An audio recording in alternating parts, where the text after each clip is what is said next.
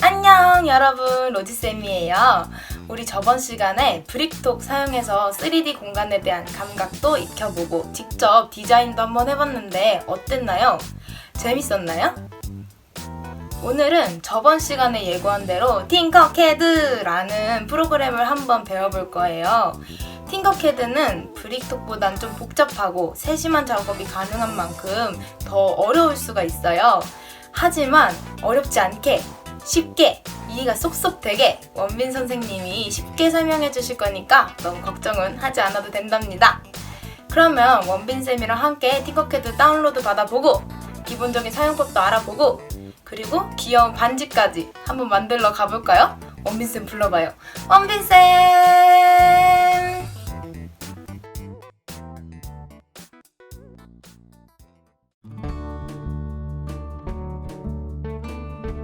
안녕하세요 여러분, 원빈쌤입니다. 이번 시간에는 팅커캐드라는 프로그램에 대해 알아보겠습니다.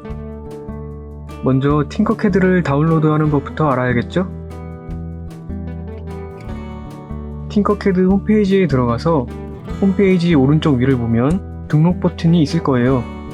등록 버튼을 클릭해주세요. 저를 따라서 계정을 작성해 볼까요?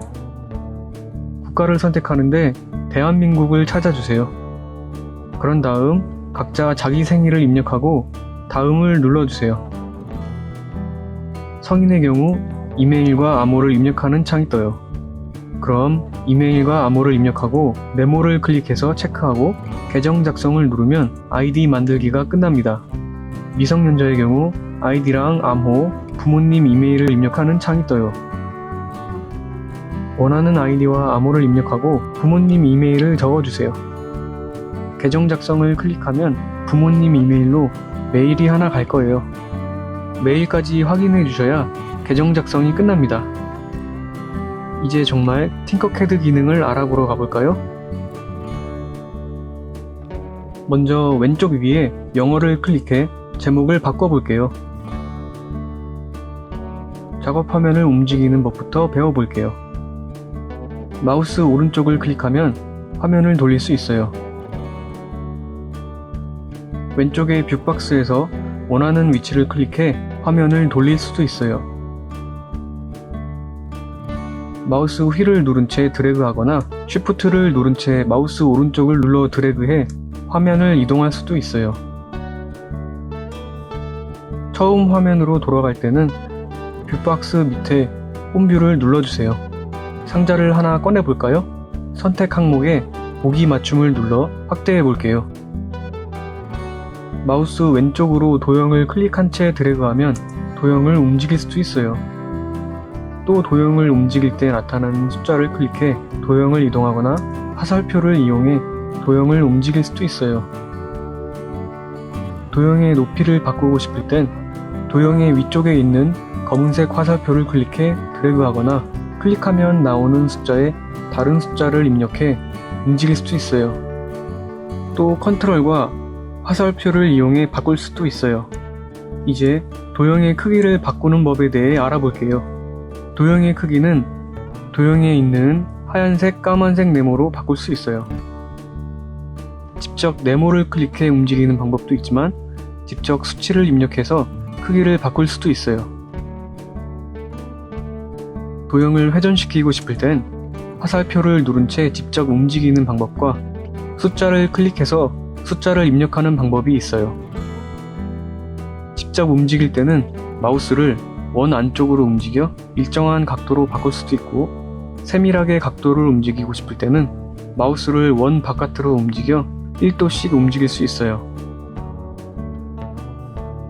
이제 하나씩 기능들을 알아볼게요. 먼저 상자를 클릭해준 뒤 제목 아래쪽에 있는 도구들을 클릭해서 선택한 도형을 복사해서 붙여넣기를 누르면 오른쪽에 복사한 도형이 나타납니다. 복제는 조금 다른데 붙여놓을 필요 없이 선택한 도형을 바로 복제해줘요. 복제된 도형은 선택한 도형과 겹쳐져서 나타나게 됩니다.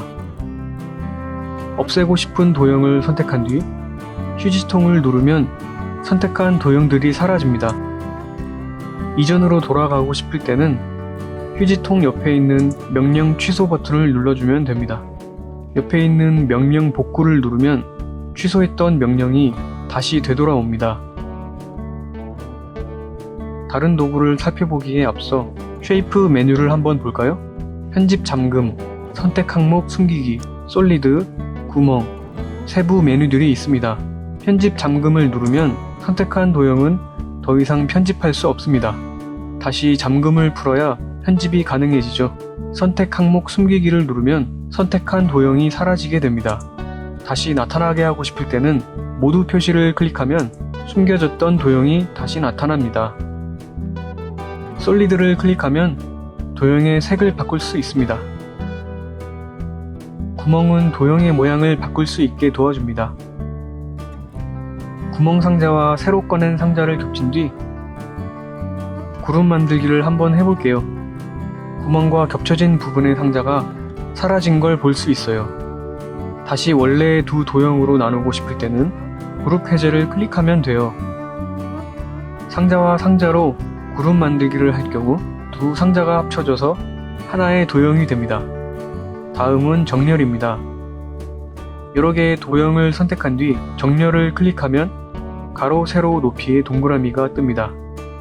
각각 동그라미를 하나씩 클릭해보면 선택한 원에 맞춰 도형이 움직이는 걸 볼 수 있어요. 내가 선택한 위치에 도형들을 맞춰지는 게 정렬이에요. 도형을 선택한 뒤 반전을 클릭하면 가로, 세로, 높이의 화살표가 나타나는 걸 볼 수 있어요. 각각 화살표를 클릭하면 화살표에 맞춰 도형을 반전시킬 수 있어요. 다음은 작업 평면입니다. 작업 평면을 클릭한 뒤 원하는 도형 위에 위치를 클릭하면 선택한 위치에 새로운 작업 평면이 나타나게 됩니다. 도형 위만 선택할 수 있고 다시 원래의 작업 평면으로 돌아가고 싶으면 바닥에 있는 하늘색 네모에 맞춰 작업 평면을 다시 클릭해주면 됩니다. 다음 눈금자는 도형의 크기나 위치를 확인하기에 좋은 도구입니다. 선택한 도형의 크기, 거리를 나타내줍니다. 기본적으로 거리는 도형의 끝점을 기준으로 나타나는데 밑에 동그라미를 클릭해서 중간점으로 바꿀 수 있습니다. 중간점으로 바꾸면 선택한 도형의 중앙을 기준으로 거리가 나타납니다. 그럼 이번에는 우리가 직접 만들어 볼까요? 자, 그럼 간단하게 반지를 만들어 볼게요. 먼저 링을 꺼내 주세요.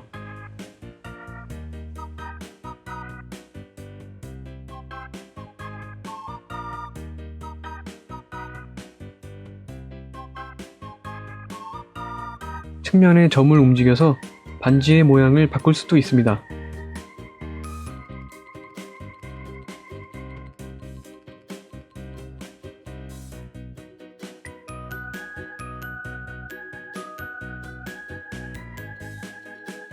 반지 장식을 올릴 수 있게 원통을 꺼내주세요. 베벨로 가장자리를 부드럽게 해주고 크기를 조정해주세요.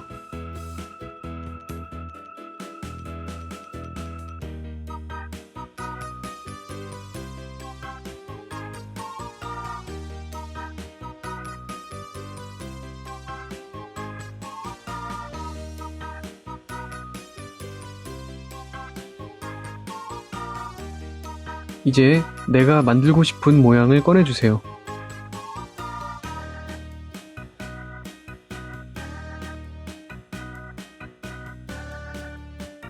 크기를 조정해서 원통 위에 올려주세요.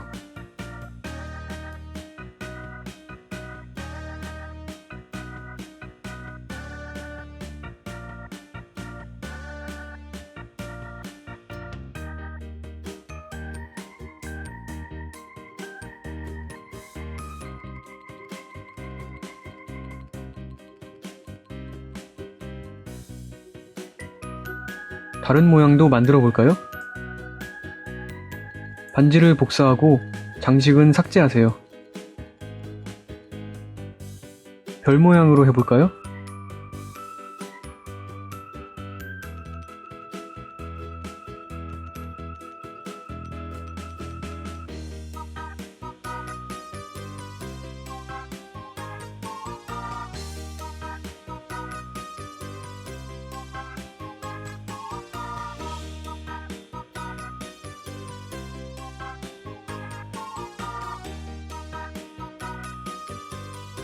별은 가게의 수를 조정할 수도 있습니다.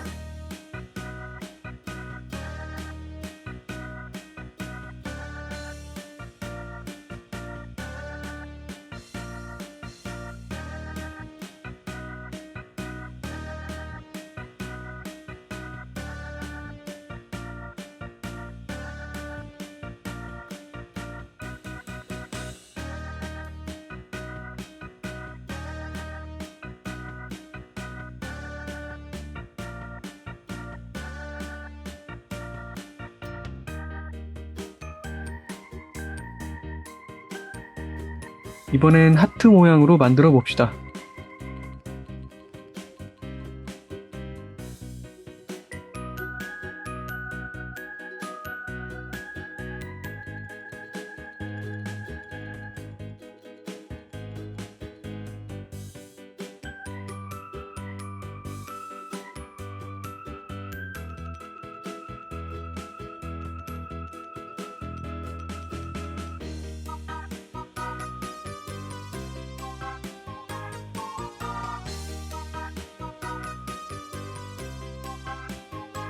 이렇게 다양한 모양으로 만들 수 있습니다.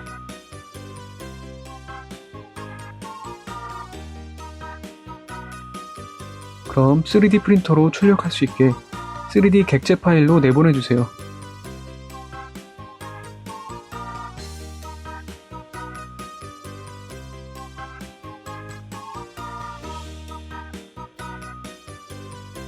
여기 우리가 만든 반지들을 3D 프린터로 출력해 보았는데요.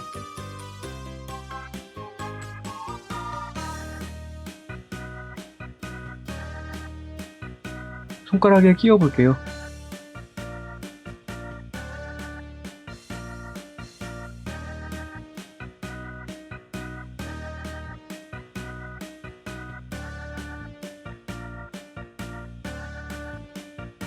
어때요? 예쁘지 않아요?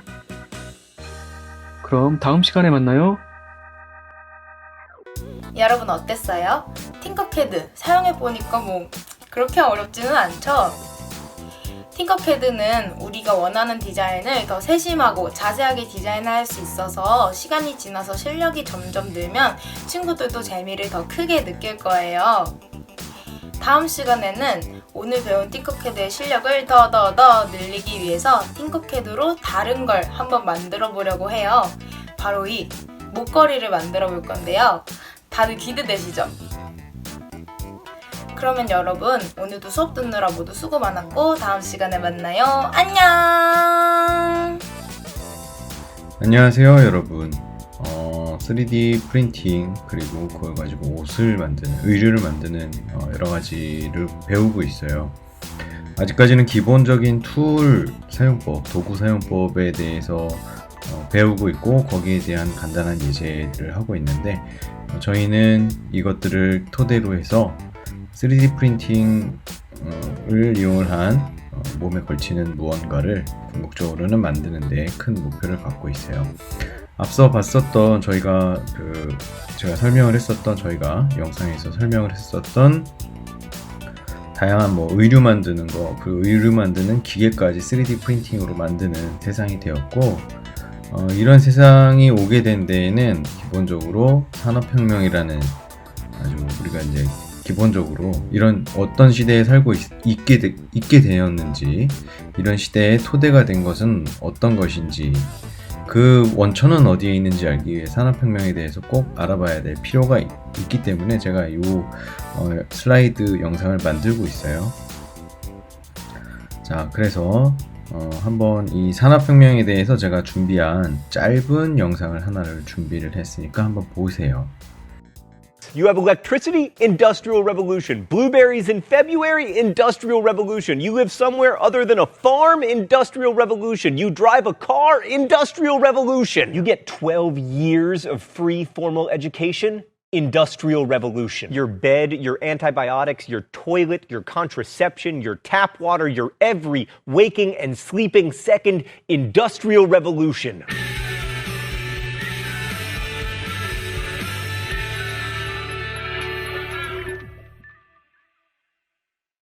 Here's one simple statistic that sums it up. Before the Industrial Revolution, about 80% of the world's population was engaged in farming to keep itself and the other 20% of people from starving. Today, in the United States, less than 1% of people list their occupation as farming. I mean, we've come so far that we don't even have to farm flowers anymore. Stan, are these real, by the way? Can't tell if they're made out of foam or digital. So what happened? Technology. Here's my definition. The Industrial Revolution was an increase in production brought about by the use of machines and characterized by the use of new energy sources. Although this will soon get more complicated, for our purposes today, industrialization is not capitalism, although as we will see next week, it is connected to modern capitalism. And the Industrial Revolution began around 1750, and it occurred across most of the earth, but it started in Europe, especially Britain. What happened? Well, let's go to the thought bubble. The innovations of the Industrial Revolution were intimately interconnected. Like, look for instance at the British textile industry. The invention of the flying shuttle by John Kay in 1733 dramatically increased the speed of weaving,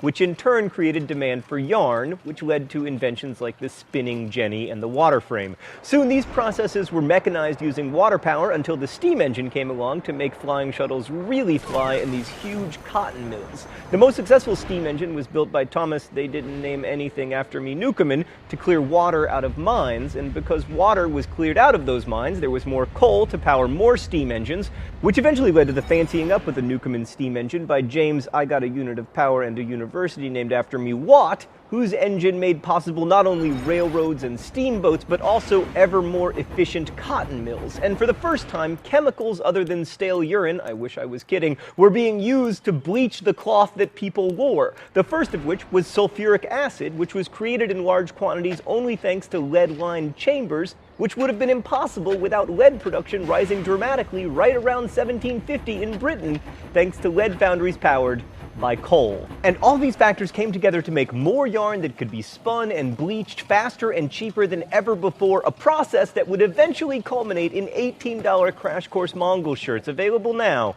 at dftba.com. Thanks, Thought Bubble, for that shameless. 네, 어때요? 자, 산업혁명이라고 하는 거는 지금 우리가 살고 있는 세상의 모습을 갖추는데 아주 큰 역할을 했습니다. 문제는 이런 그 산업혁명을 지나온 세상의 모습이 또 한 번 변해가고 있다는 거죠. 로봇, 인공지능, 단순히 이제 그전에 산업혁명 시대의 대량 생산에 의해서 만들어진 어떤 것에 우리가 맞추어져 살았다라면 이제는 3D 프린팅, 로봇, 인공지능에 의해서 각각의 사람들의 맞는, 취향에 맞는 물건들을 생산할 수 있는 세상이 되었기 때문이에요. 그리고 거기에 맞는 방법들을 저희는 지금 배워가고 있는 거고요. 거기에 사용되는 3D 프린팅이라든지 3D 프린팅을 사용하기 위한 3D 설계 프로그램들을 배워가고 있습니다.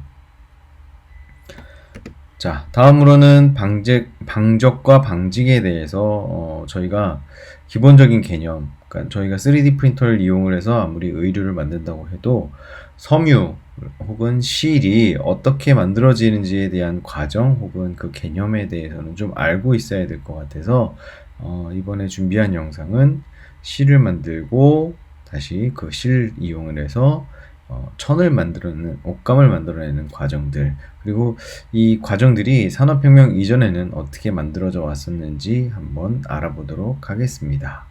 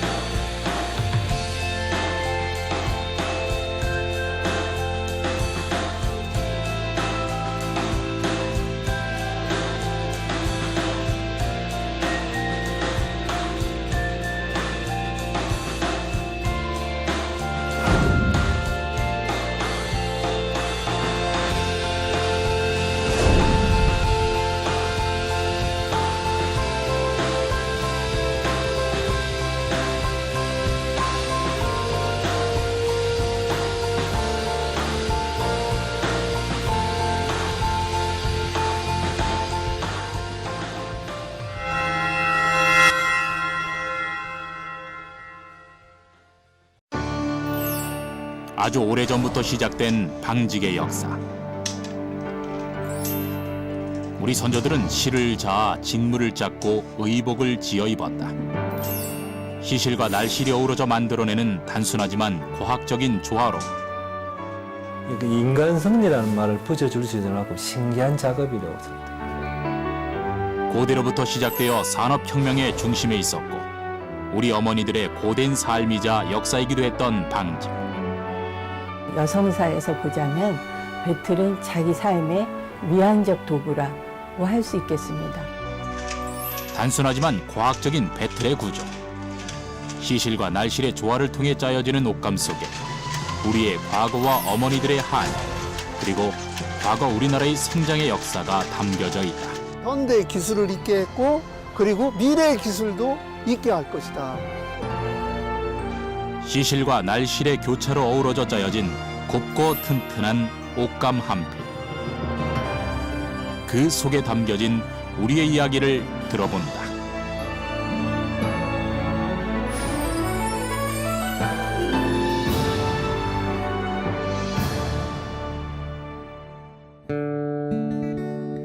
경상북도 상주에 위치한 한 직물 공장. 재직기가 엄청난 속도로 직물을 짜고 있다. 반복적인 빠른 움직임 속에서 느껴지는 우리 섬유 산업의 성장과 역사. 이 소리와 함께 산업혁명이 있었고 경제가 발전했으며 나라가 부흥하던 시기가 있었다. 1930년대에서 한 1950년대 사이에 있던 그 기계들입니다. 그 당시의 그 우리나라의 섬유 산업이 산업으로서는 그밖에 없던 시절이니까 우리나라의 경제 초기에 큰 역할을 했던 그런 기계에 해당하죠. 보통 재직기라고 부르는 방직기계. 직물을 짜는 기계를 재직기라고 하는데 경사를 공급하고 위사를 한 올 한 올씩 넣을 수 있는 장치가 자동으로 되어 있는 기계를 말한다. 단지 실만을 사용해서 풀이나 접착제를 사용하지 않고도 서로서로 효율적으로 엮인 안정된 구조의 천을 만들어내는 것이다. 날줄과 시실이 조화롭게 엮여 만들어진 빛나는 천. 우리는 이 천으로 옷을 만들었다. 그렇다면 인류는 언제부터 이렇게 천을 짜 옷을 지어 입는 방법을 알게 된 것일까? 경기도 용인에 위치한 단국대학교 석주선 기념박물관.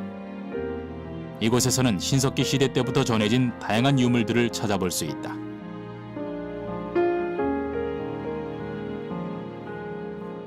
다양한 모양의 그릇과 도구들,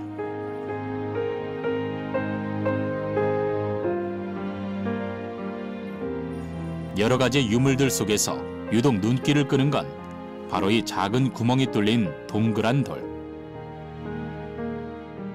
바로 최초의 방직기구인 가락바퀴다.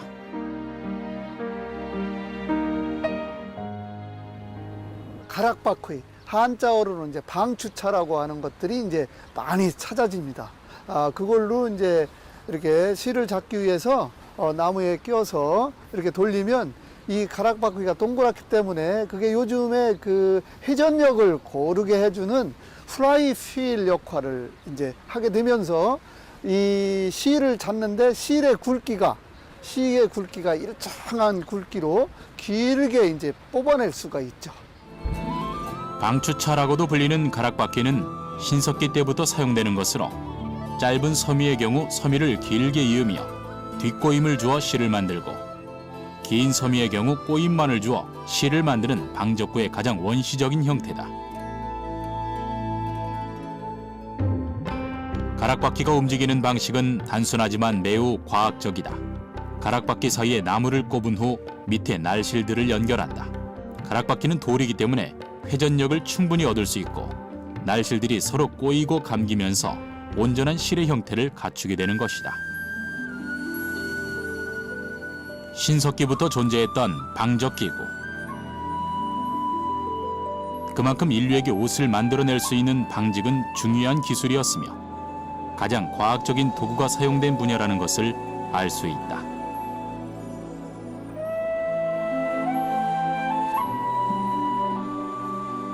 삼국지 동이전 마한조에 이르면 그 백성은 토착 생활을 하고 곡식을 심으며 누에치기와 뽕나무 가꿀 줄을 알고 길쌈하여 옷감을 만들었다는 기록으로 보아 아주 오래전부터 선조들의 일상 속에 옷감을 만드는 기술이 있었다는 것을 알 수 있다. 이런 기록은 여러 곳에서 발견되는데 고구려의 한 고분에서 배틀로 직무를 짜고 있는 직녀 그림을 찾아볼 수 있다. 실을 자아내는 기구 물레. 나무로 된 여러 개의 살을 끈으로 얽어 보통 각진 둘레를 만들고 가운데에 굴대를 박아 손잡이로 돌려가며 실을 자아낸다.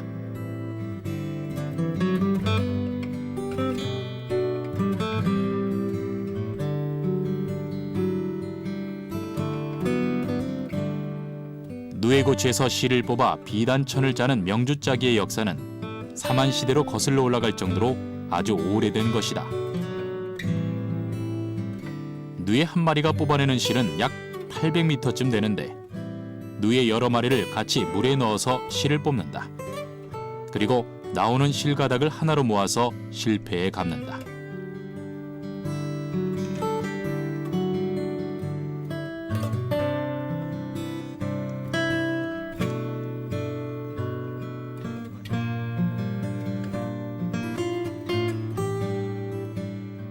물레를 이용해 뽑아내는 명주실들, 한 올 한 올 엉키지 않게 실패에 감는 것이다.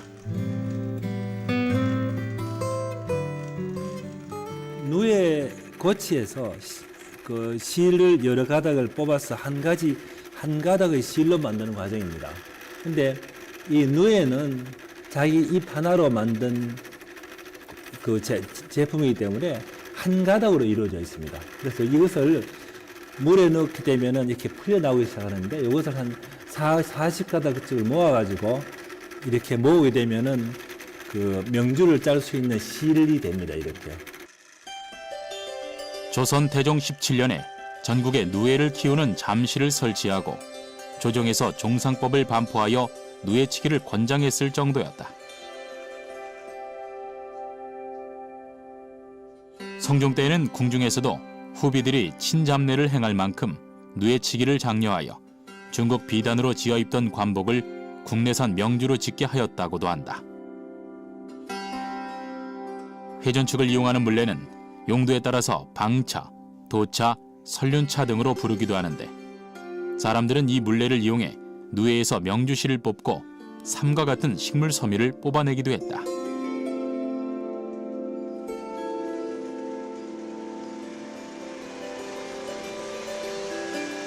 이렇게 모아진 실들은 다시 도투마리에서 실을 풀어내는데 이 과정을 담당하는 것이 바로 해사기라고 불리는 기계다. 해사기를 통해 풀어낸 실들이 실패로 감겨드는 기술은 좀 더 발전된 현대적인 방직 기술이다.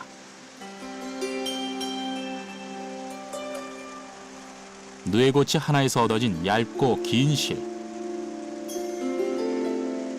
그 실을 뽑아내어 사람이 입을 수 있는 옷의 기본이 되는 직물을 만들어내는 것.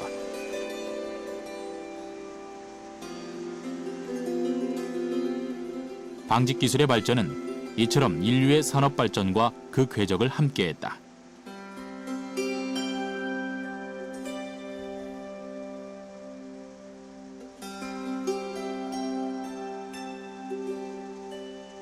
날틀을 통해 정리된 날실은 감지기를 통해 서로 엉키지 않게 정리가 된다.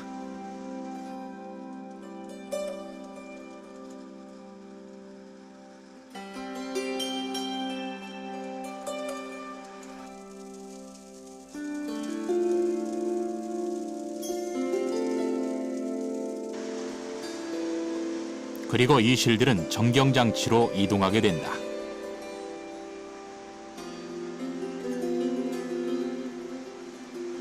지금 여기 보여드리는 장치는 경사를 여러 올, 지금인 경우는 280올의 경사를 모아서 필요할 때 이걸 풀어서 도토마리로 말아가지고 경사 공급 장치에 보내는 그 정경장치입니다. 정경장치의 가장 중요한 부분은 수백 가닥의 실을 경사빔에 나란히 감을 수 있도록 하는 것이다. 이 가닥가닥 한 올들이 평행으로 나란히 감기는 모습은 실로 경이롭기까지 하다. 수십 가닥의 실을 정렬해서 나란하게 감아 원하는 숫자만큼의 실을 한 꾸러미로 감아내는 것. 이렇게 정경장치는 재직에 필요한 도투마리를 만들어내게 된다. 그리고 만들어진 도투마리는 직물을 짜는 데 사용되는데 이때 사용되는 기구는 다름 아닌 배틀이다.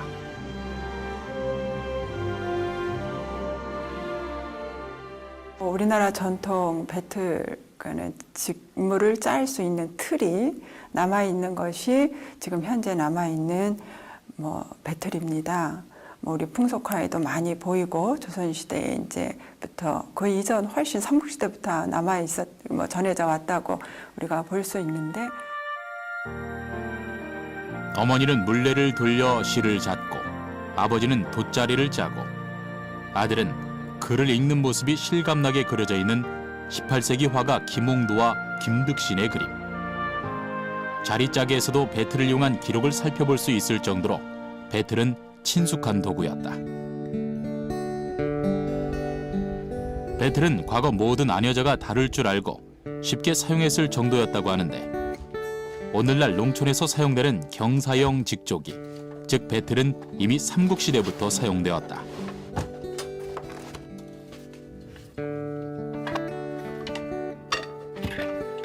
전통 배틀은 나무로 만들어진 여러 가지 도구와 부속품으로 조립되어 이루어져 있다. 그렇다면 배틀은 어떻게 조립되는 것일까?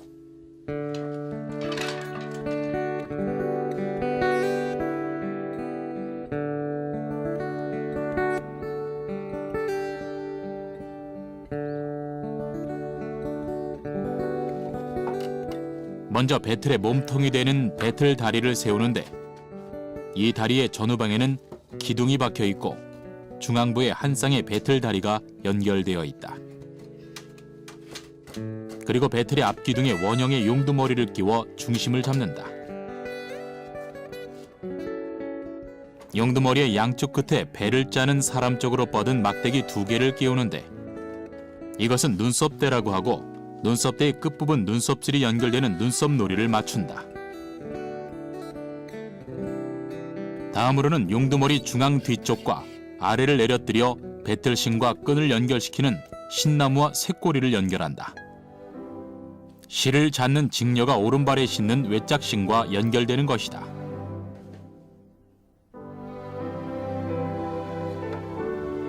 삼각 단면의 비거미는 경사를 상하로 구분하여 자연적으로 입고를 만드는 것인데 비거미는 배틀에 고정된 것이 아니고 분리가 가능해 따로 제작을 한다.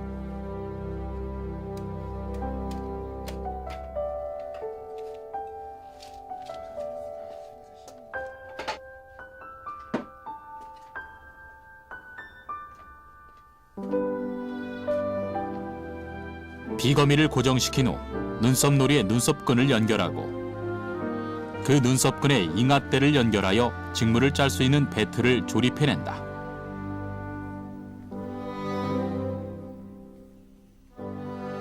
이런 순차적인 조립은 배틀이 얼마나 세밀하고 과학적인 구조로 움직이는지 알 수 있게 한다.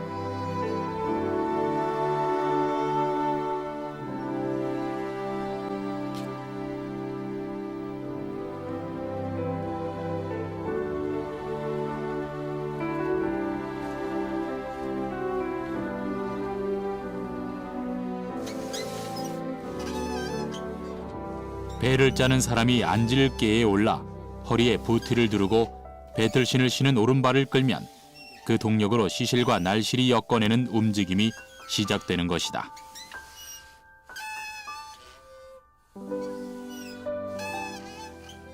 딴 것보다 이게 더 세밀해야 해. 더 세밀해야지 괜찮으면. 그리고 나무가 바싹 말려야 하고 나무 추인 놈 짜면 돌아가면 이게 안 되거든.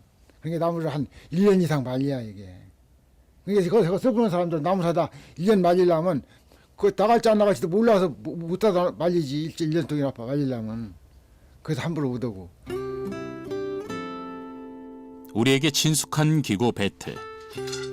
이 배틀을 통해 짜여진 직물마다 선조들의 오랜 방직의 역사가 그 나뭇결에 새겨져 있는 셈이다.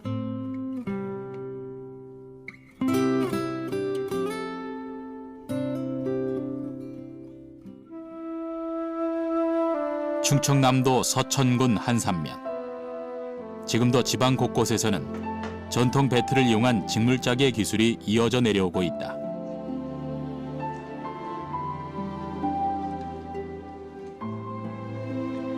한산 모시짜기 기술 보유자 방현옥 선생은 중요 무형문화재로 선정되어 전통 배틀을 이용한 모시짜기의 기술을 현대에 잇고 있다.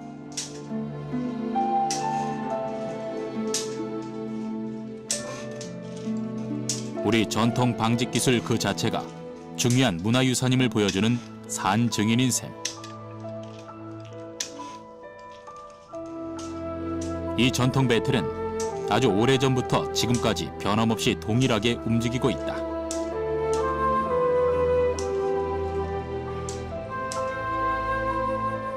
천을 짜는 모든 과정은 실을 공급하는 도투마리에서 시작된다.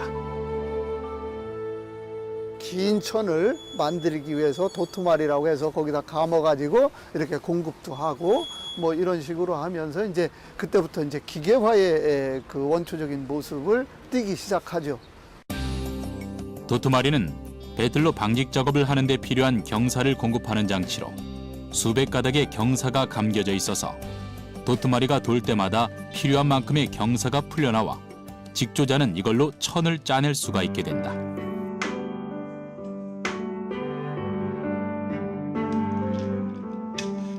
도투마리에서 실이 공급되면 직조자는 배틀을 반복적으로 움직이며 방직 작업을 이어간다.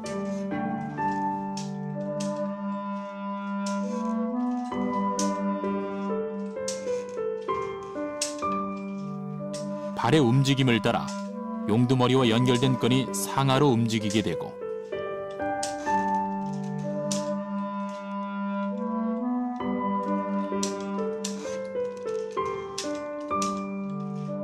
경사 사이로 북은 반복해서 좌에서 우로 또 우에서 좌로 실을 운반한다.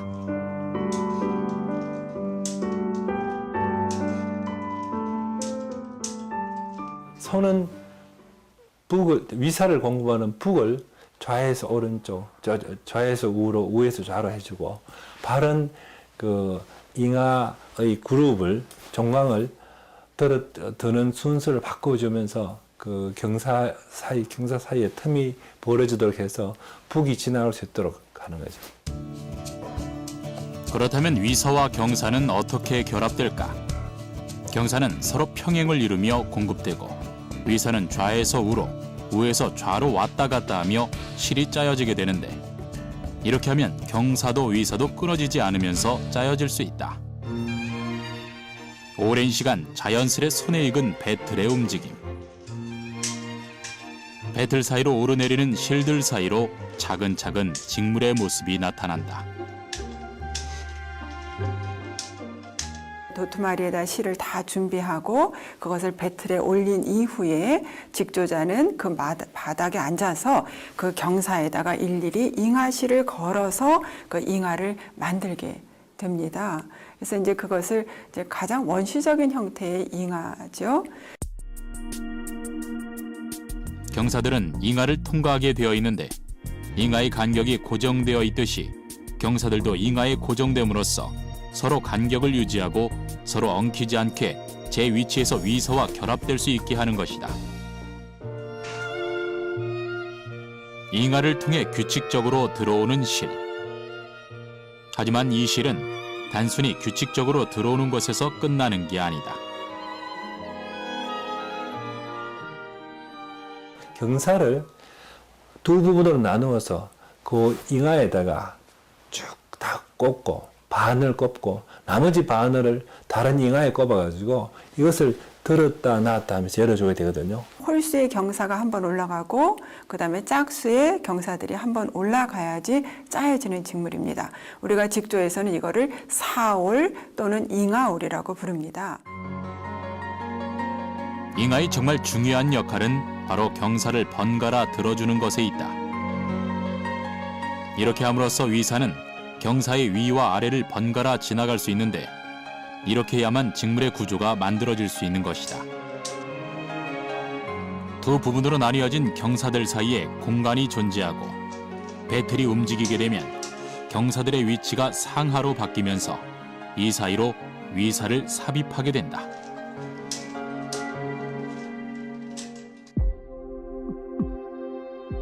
단종강은 잉하의 일부만 들어올리는 방식으로 경사의 반은 제 위치에 있고 나머지 반만 들어올리는 방식을 취한다.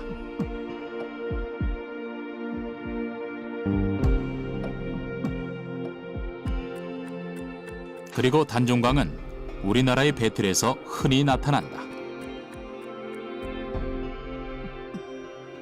우리나라 배틀의 특징은 단종강입니다. 잉하가 하나이고 아까 말씀드렸듯이 비거미가 뒤에 들어가서 홀수, 짝수를 들어 올리는 형태인데 지금은 잉하를 두 개를 갖추었기 때문에 다르게 뒤에 비거미가 필요 없이 두 개의 종강으로 평조직을 짤 수 있는 구조가 변화되었죠. 종강이 어떻게 움직이고 그 원리가 무엇인지 알아보기 위해 섬유예술가의 수업을 찾아가 봤다.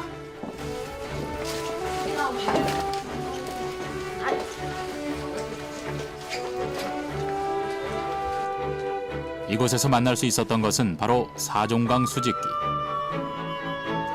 전통적인 직기 작업을 현대적으로 학생들이 풀어낼 수 있게끔 한 장치로 4개의 종강을 가지고 있다.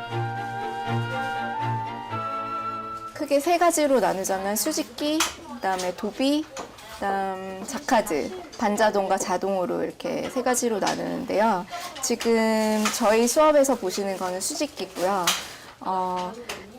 이 자동이 돼 가면서 종강이 많아지면서 이미지 표현이 더 자유로워지는 그런 차이점이 있습니다. 보이는지 모르겠어요. 잉하에 실을 끼워 넣는 학생들. 실의 위치를 바꿔가며 직물을 짜내는데 이처럼 많은 수의 종강이 걸려 있어 단순한 직물이 아닌 다양한 변화가 가능한 직물이 완성될 수 있는 것이다.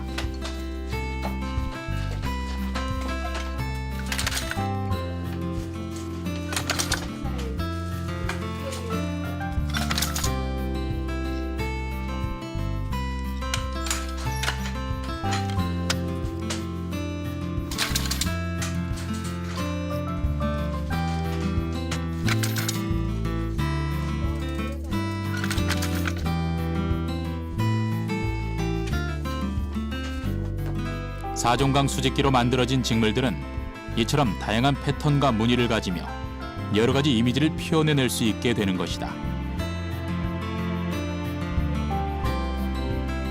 종강의 수가 늘어나는 만큼 다양한 변화가 가능해진다.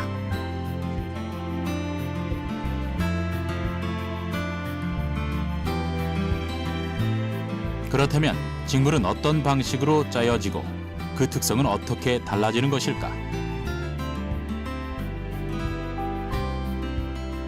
실의 결합 방식에 따라 직물은 매우 다른 종류와 특징을 갖게 된다.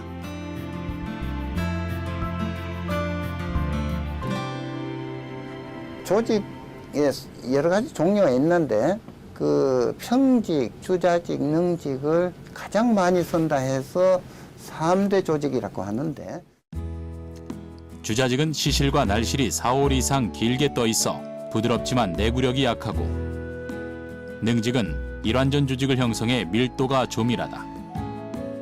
평직은 시실과 날실이 한 올씩 교차된 가장 간단한 조직으로 조직점이 많아 가장 튼튼하고 실용적이다.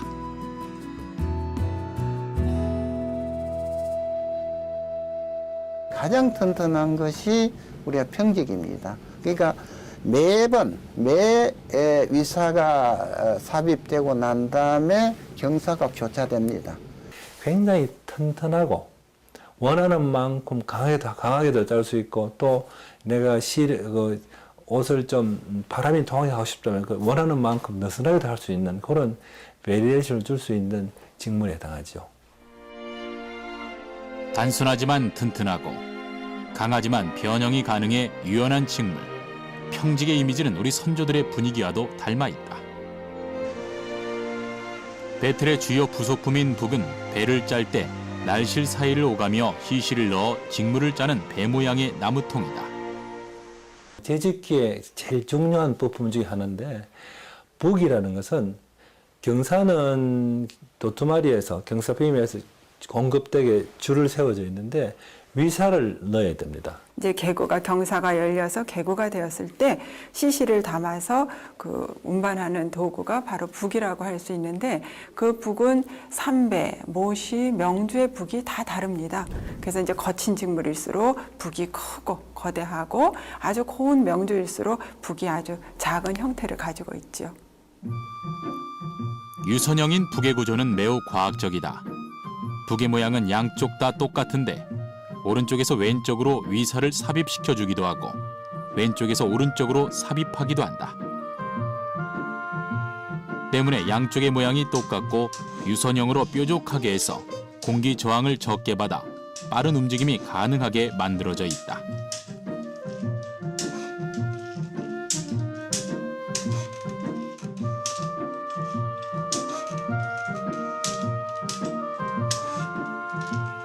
배틀의 또 다른 부속품 바디.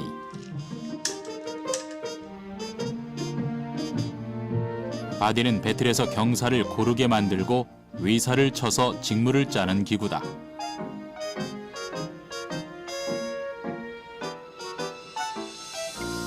직물에서는 텀이 효율적으로 완전히 없도록 밀어줘야지만 탄탄한 직물이 되니까 위사를 넣어주고 그 위사를 경사 사이사이에 완전히 밀어주게 하기 위해서 이런 그 평판으로 되어 있는 상황에서 굉장히 많은 홈을 파서 거기에 경사를 통과시키고 그 통과시킨 상태에서 위사를 밀어주게 되는 장치입니다.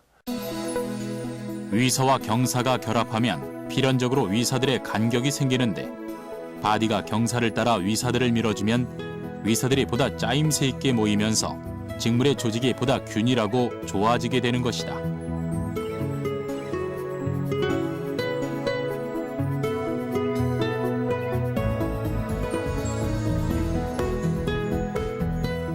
바디는 위사의 밀도를 조절하는 기구인 셈이다. 바디는 그 대나무를 아주 가늘게 쪼개고 그것을 끼우는 정교한 작업이 필요하기 때문에 그 나라에서 그 중요 무형문화재로 바디장을 지정할 만큼 그렇게 그 기술이 요구되는 그런 도구입니다. 그리고 고도의 숙련이 필요했고 나무 고르는 거, 나무를 그 다루고 나무를 거기에 맞도록 이렇게 물성을 변화시켜 가면서 아마 제조하는 기법을 숙련했을 겁니다. 그래서 아마 바디장이 있어야지만 그 충실한 바디를 만들 수 있을 거예요. 촘촘하게 일정한 바디살을 만들기 위해서는 만드는 사람의 정밀성이 굉장히 중요한 법. 하지만 고 구진갑 바디장 이후로 이 바디를 만드는 바디장의 명맥이 끊어지고 있어 아쉬울 따름이다. 시실과 날실이 오가는 배틀 안에 우리의 오랜 방직 기술과 사람들의 역사가 있고 작은 부속품 하나에 선조들의 과학이 담겨 있다.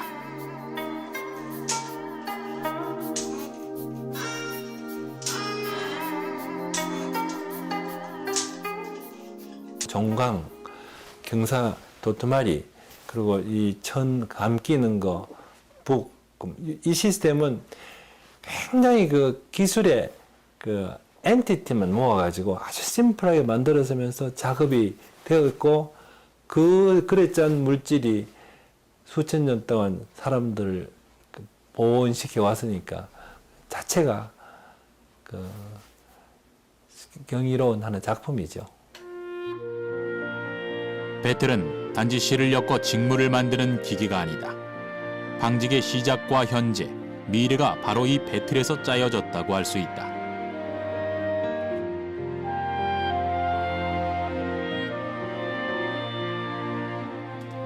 우리의 어머니들은 이 배틀로 실을 엮고 옷을 만들어 가족에게 입혔고 밤새워 배틀로 작업하며 돈을 벌고 생계를 꾸렸으며 세월을 보냈다.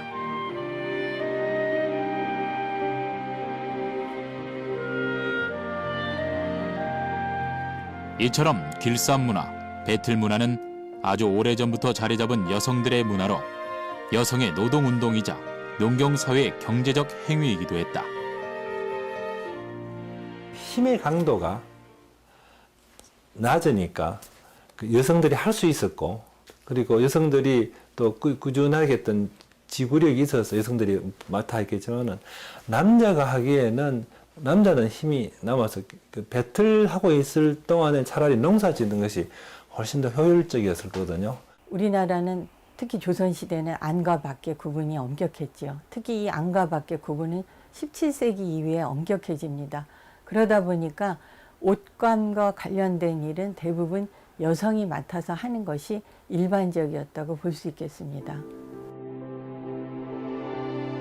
과거 우리 어머니들의 노동력을 기반으로 만들어진 배틀 문화는 여성 특유의 문화였기에 섬세했고 인내를 요구하는 작업이었으며 한없는 기다림이 필요한 희생의 작업이기도 했다. 물레를 사용해서 실을 만들고 또 직물을 짜는 과정이 대단히 정교한 작업이다 보니까 그 여성들이 많이 했을 것으로 짐작이 되고, 여자들한테 맞게 그 작업이 자꾸 진화된 것 같아요. 그리고 또 하나는 옛날에는 그 실을 삼배 같은 것도 이렇게 삼배 나머지 올을 뜯었거든요. 근데 이 올 뜯는 이런 기술은 여자들이 훨씬 섬세하게 잘 하시는 것 같고, 또 이렇게 그걸 다 일일이 이어야 돼요. 그 힘이 들어가는 강도는 작은데 그 해야 될 일은 무척 많지요.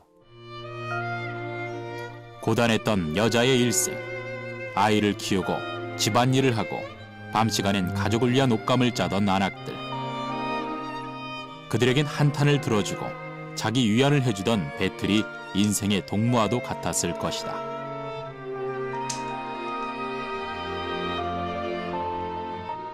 1cm 내에 20올이 들어간다 칩시다. 그럼 20올이 들어가게 되면은 1cm 짜기 위해서 북을 20번 왔다 갔다 해야 돼요. 근데 내 키가 180cm니까 내 키에 해당하는 것을 짜려고 그러면은 180 곱하기 20번에 그 3600번의 북을 왔다 갔다 해야 돼요. 그러니까 얼마나 지겹고 괴로웠겠어요. 그러니까 그 흥을 돋기 위해서 노래도 했을 거고 이야기도 했을 거고. 하늘 위에 노던 선녀 지화의 땅에 나나려와서 사방의 산천을 둘러보니 옥랑간이 비었도다. 이 산에 저 산에 이렇게 배틀을 걸고 길쌈을 하던 여성들이 삶의 고충을, 인생의 희노애락을 노래하던 것이 지금은 약 120편의 배틀 노래로 남겨졌다. 여성 화자가 배틀 노래 맨 윗부분에서는 뭐라고 얘기를 하냐면 본인이 선녀가 되어서, 즉 하늘에서 적강한 선녀가 되어서, 이 선녀는 귀양온 선녀입니다. 말하자면 자기의 신세 한탄을 귀양온 선녀와 이입을 시키는 것이죠. 앞집에라 김선비야, 뒷집에라 이선비야, 우리는 곧 오시던가 오시기는 오시지만 칠성판에 오십디다. 아이고야 답답내 신세야. 되게 이 마지막 부분에서 문학작품의 의미들이 달라집니다. 그 120편 중에서 3분의 1 정도가 칠성판에 실려오는 남편의 모습을 그리고 있고, 나머지 노래들은 시집살이의 고된 서름이라든가 또는 심지어 시집가지 못한 처녀의 서름을 노래하기도 하고, 그런 등등 다양한 여성들의 고뇌와 비애를 표현하고 있다고 보겠습니다. 배틀에 앉아 배를 짜며 하얗게 밤을 지새던 인고의 시간들.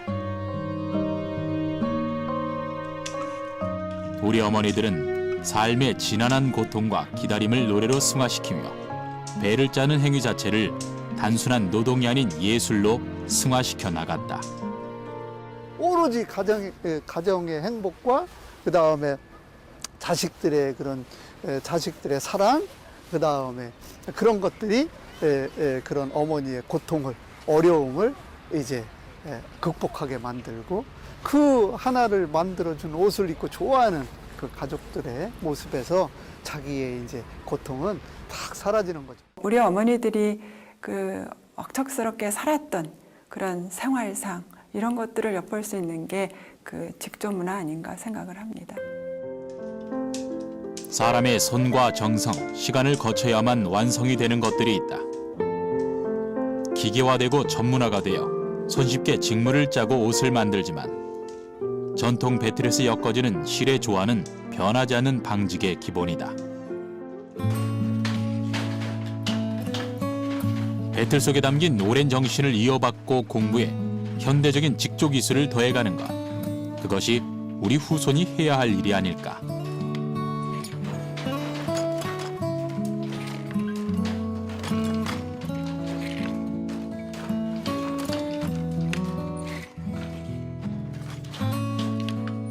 시간이 흘렀지만 전통 배틀의 과학적인 우수성은 변하지 않고 남아 전수되고 있다.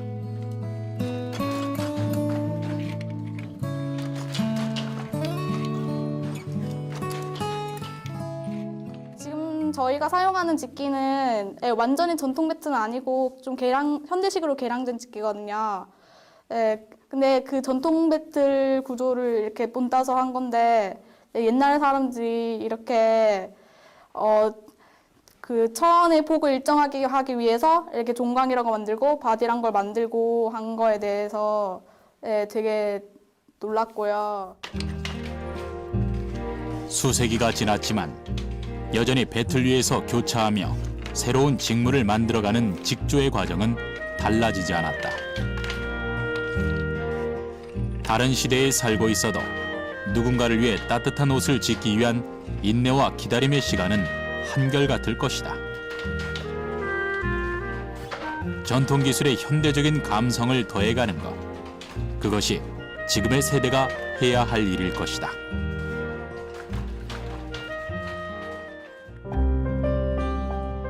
전통 직물은 현대 미술에도 많은 영감을 부여하고 있다. 개인 소장 설정을 했고 제가 몽환적인 분위기를 되게 좋아해서 약간 안개 꼈는데 이렇게 무르르는 그런 느낌 좋아해가지고 이 작품을 선정을 했고요.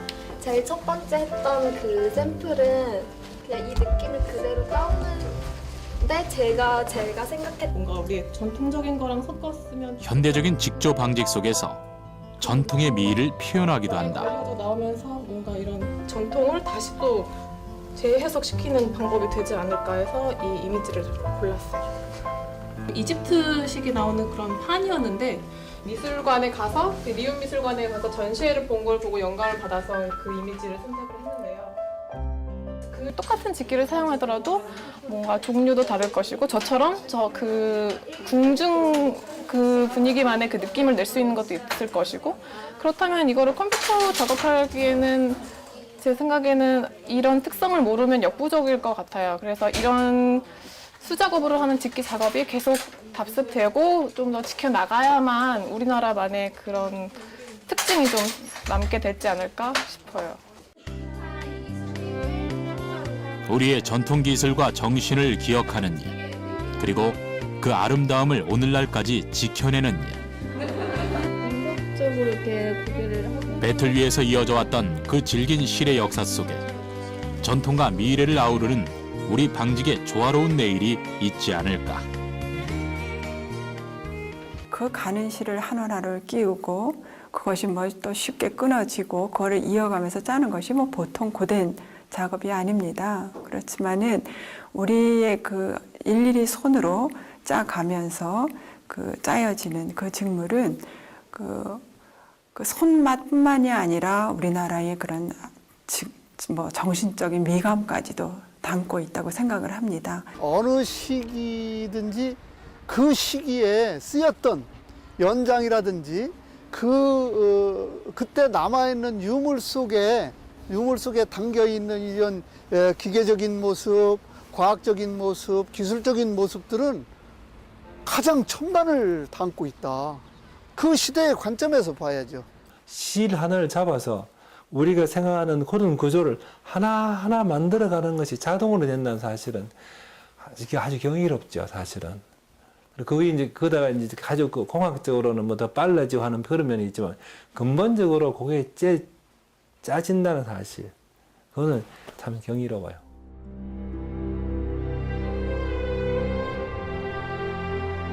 한 올 한 올 엮여 만들어지는 실의 움직임.